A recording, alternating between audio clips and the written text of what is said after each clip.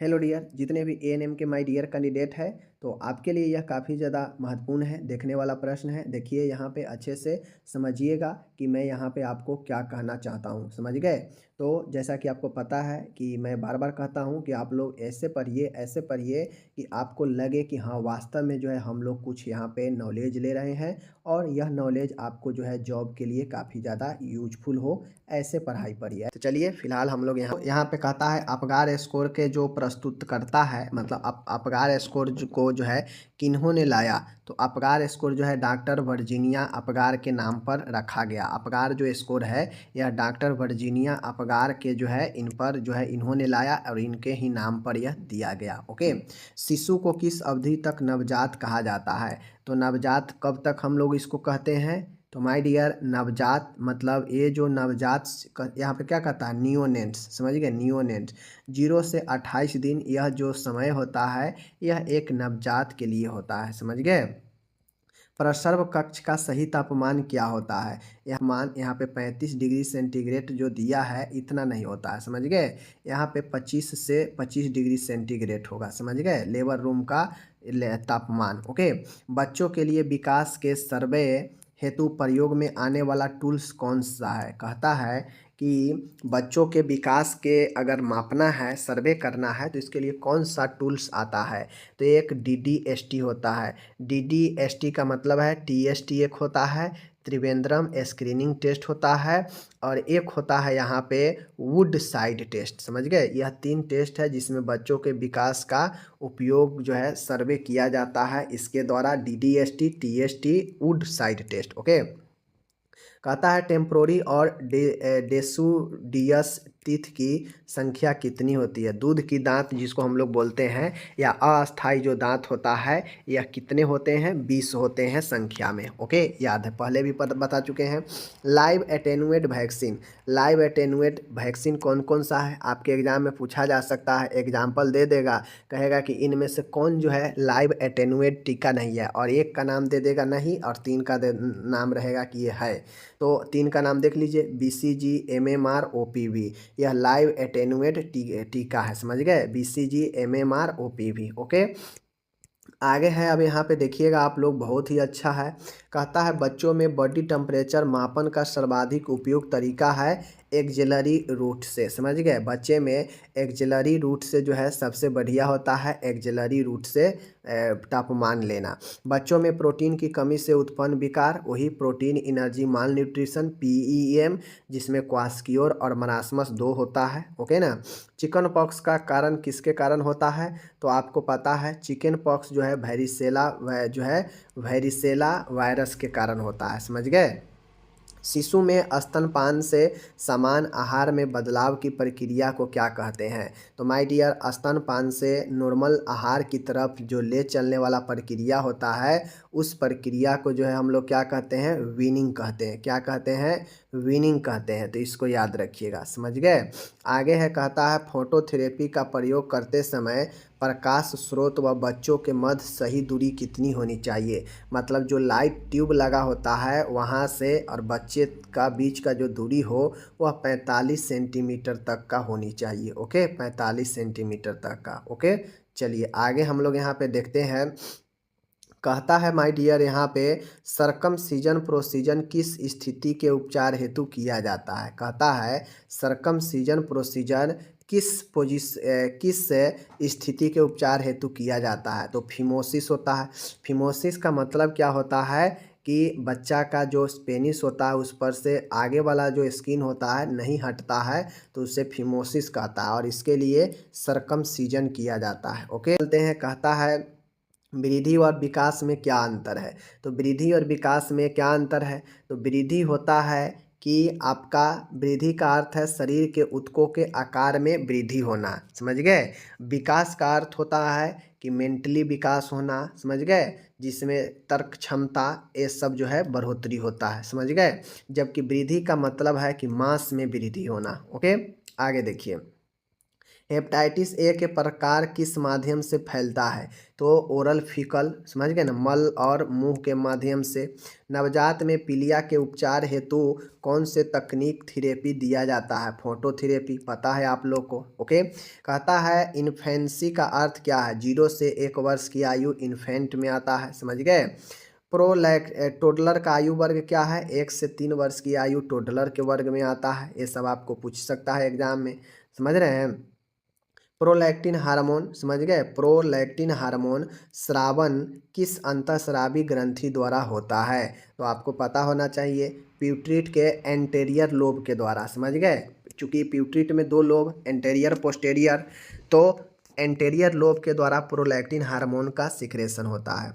Measles vaccine का storage तापमान +2 से +8 डिग्री सेंटीग्रेड, यह मीजल्स का टीका का स्टोरेज है, समझ गए। नवजात बच्चों में हीमोग्लोबिन स्तर कितना होता है? 18 से 20% के आसपास होता है। ओके, मिकोनियम क्या है? तो मिकोनियम जो है न्यू बॉर्न बेबी का जो है क्या होता है? न्यू बॉर्न बेबी का क्या होता है आपका? मिकोनियम जो है न्यू बॉर्न बेबी का फर्स्ट स्टूल होता है, समझ गए, फर्स्ट स्टूल। कहता है शिशुओं में डायरिया का प्रमुख कारण क्या है? तो शिशुओं में डायरिया का जो प्रमुख कारण होता है रोटा वायरस का संक्रमण, समझ गए।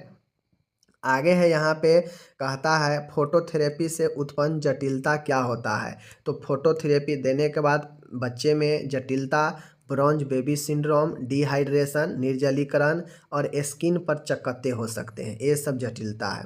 प्लेगरा का प्रमुख लक्षण 3D होता है, डेमनेशिया, समझ गए, डर्मेटाइटिस, डायरिया। प्लेगरा का 3D होता है, D for dementia, D for dermatitis, D for diarrhoea. Okay, आगे चलिए। कहता है अस्थमा का कारण क्या है? तो अस्थमा का कारण होता है एलर्जन के प्रति श्वसन मार्ग का अति संवेदनशील होना। तो अस्थमा का जो कारण होता है कि किसी एलर्जी के प्रति श्वसन मार्ग बहुत ज़्यादा हाइपर सेंसिटिव हो जाता है। ओके, किन परिस्थितियों में ब्लड ट्रांसफ्यूजन की आवश्यकता होती है? तो हेमरेज, रक्तस्राव होने के बाद, सर्जरी के बाद, हेमोलाइसिस के कारण, रक्त में हुई हानि के कारण, इन सभी जो है कंडीशन में जो है आपके ब्लड ट्रांसफ्यूजन करना पड़ता है। ओके, आगे है यहाँ पे देखिएगा, कहता है मास्क लाइक फेस किस बीमारी का चिन्ह है? मतलब जो नहीं देखते हैं मुखौटा के समान जो है फेस हो जाता है, तो वह पार्किंसन डिजीज में हो जाता है, समझ गए, पार्किंसन डिजीज में। ट्रेकियोस्टोमी हेतु सही साइट क्या है? तो between 2 and 3rd trachea ring, मतलब जो ट्रेकिया रिंग होता है, इस ट्रेकिया रिंग के दूसरे और तीसरे के बीच में जो है सही साइट है, समझ गए। कहीं कहीं आपको तीसरा टू चौथा भी दिया रहेगा, तो ये आपको समझना है। CRF मरीजों में एनीमिया का क्या कारण है? तो डिफिशियंसी ऑफ एरिथ्रोपोएटिन। CRF के जो मरीज होते हैं उनमें जो है एरिथ्रोपोएटिन का भारी कमी होता है, समझ गए। तो ये चीज़ को ध्यान में रखिएगा। एरिथ्रोपोएटिन जो है आपको कहाँ से बनाता है, कौन सीक्रेट करता है, कमेंट कीजिए। कहता है लंबर पंक्चर के दौरान मरीज को किस पोजीशन में लिटाया जाता है? तो जब LP किया जाता है, समझ गए, CSF निकालने के लिए पीठ रीढ़ के हड्डी से लंबर पंक्चर किया जाता है। रीढ़ के हड्डी में इंजेक्शन लगा के उसमें से जो है CSF तरल निकाला जाता है। तो इसके लिए साइड लाइंग या सिटिंग पोजीशन में पेशेंट को रखा जाता है, समझ गए। किस पोजीशन में? साइड लाइंग या सिटिंग पोजीशन में, समझ गए। आगे है मरीज के चेतना स्तर का असेसमेंट कैसे किया जाता है? तो एक होता है GCS, समझ गए, Glasgow coma scale. Glasgow coma scale जो होता है इसके जरिए हम कॉन्शनेस लेवल का चेक करते हैं पेशेंट में। ओके, अब यहाँ पे है, कहता है एपेंडिसाइटिस के मरीज को दर्द किस साइट पर होता है? तो जो पेशेंट को अगर एपेंडिसाइटिस है, इन्फ्लामेशन ऑफ अपेंडिक्स, तो मैकबर्नी साइट होता है पॉइंट, वहाँ पे यह दर्द होता है, समझ गए।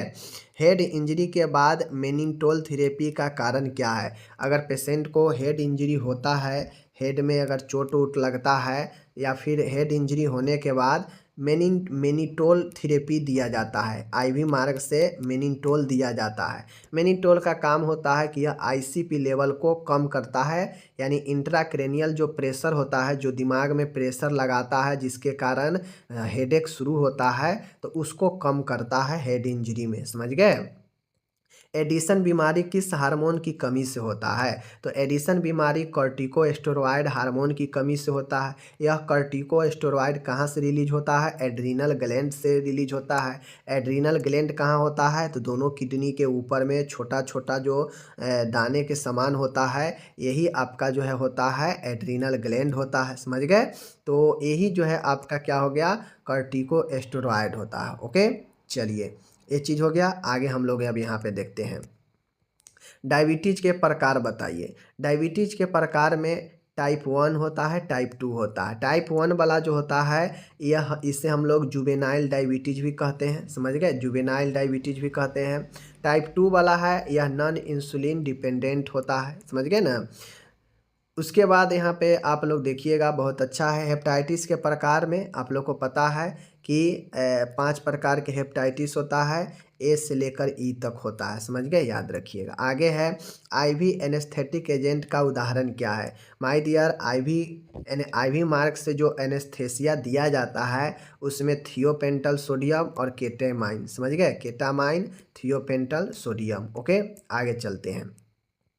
हाइपोग्लाइसेमिया कहलाता है जब ग्लूकोज लेवल कितना से कम हो जाता है? तो माय डियर, जब 50 से 60 के बीच में अगर आपका ग्लूकोज लेवल आ जाता है तो इस कंडीशन को हाइपोग्लाइसेमिया कहते हैं। समझ गए?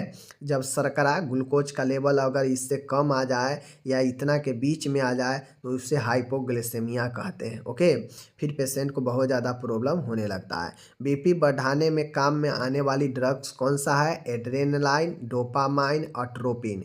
ये दवाई सब है जो आपके बीपी को बढ़ाते हैं। बीपी अगर किसी को कम जाता है तो उसमें बढ़ाने वाला दवाई एड्रेनालाइन है, डोपामाइन है, एट्रोपिन है। ओके, आगे हम लोग देखेंगे हीमोडायलिसिस के दौरान नर्स को क्या सावधानियां रखनी चाहिए। अगर किसी पेशेंट में हीमोडायलिसिस होता है तो उसमें क्या सावधानियां रखनी चाहिए?